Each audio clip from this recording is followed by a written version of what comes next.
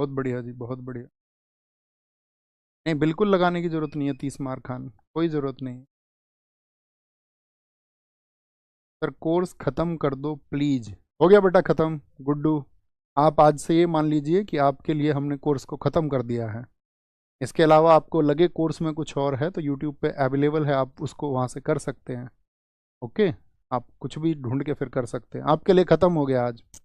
अबे तुम कब तक रहोगे ऐसे? तुम्हें क्या रोज़ समझाया जाए? चलो तुम्हें इग्नोर ही कर देते हैं। आप जानते हो दुनिया में सबसे बेस्ट ऑप्शन क्या है? ये कहते हैं कि दुनिया में तुम सारी कलाएं सीख लेना, पाक कला, रसोई कला, चित्रकला, ठीक है, और आपका नृत्य कला, और भी दुनिया में जितनी कला होती हो आप सबको सीख लेना।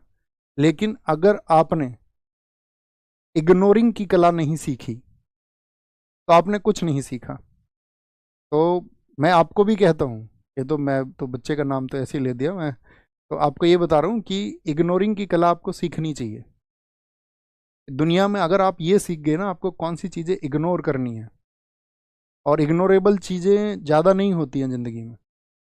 बहुत छोटी सी चीज़ें, जैसे आप किसी छोटी चीज़ पर बहुत तीव्र गुस्सा कर देते होगे, कभी देखा होगा आपने घर में ही, घर के किसी मेंबर पर।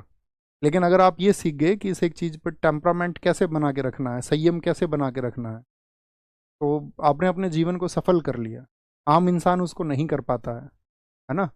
दूसरी चीज़ क्या है? अच्छा भैया, कोई जायज़ गुस्से की बात हो तब भी गुस्सा ना करें, तब तो आएगा। तो वो आए तो उसको व्यक्त कर देना चाहिए, व्यक्त कर देना चाहिए, लेकिन कोशिश ये करना कि उसके लिए शब्द जो है वो तीव्र ना हो। क्योंकि अगर आपने गुस्सा नहीं किया, मान के चलो आपका अपने एक्ट्स पर उतना कंट्रोल है कि आपको गुस्सा आ रहा था और आपने नहीं किया, तब इसका दूरगामी प्रभाव होगा। दूरगामी प्रभाव क्या होता है? जैसे आप जानते होंगे मस्तिष्क की अवस्था है, जैसे कि चेतन मस्तिष्क होता है आपका, ठीक है, और एक आपका जो है अचेतन होता है, और एक आपका होता है अवचेतन।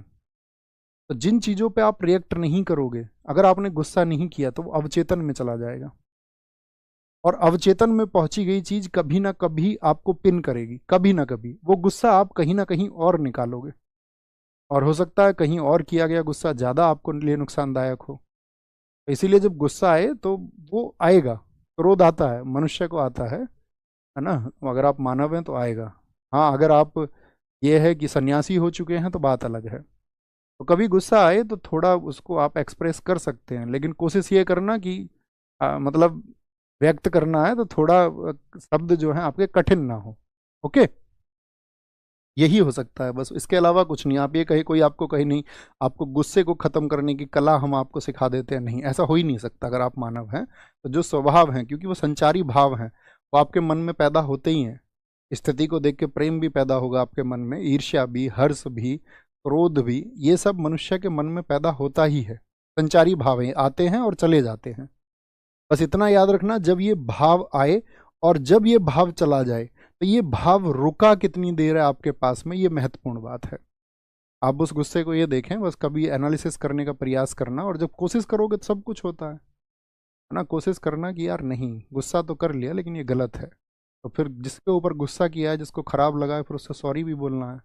और वो सॉरी कितना जल्दी बोल देते हो, है ना, तुम विनम्र कितने जल्दी हो जाते हो, और उस बात के लिए, अपने अपराध के लिए गलती कितनी जल्दी मान लेते हो, बात महत्व इस बात का होता है। ऐसा नहीं गुस्सा भी कर दिया और 15 दिन तक बात भी नहीं की, तो फिर गड़बड़ है है ना। इसके बाद में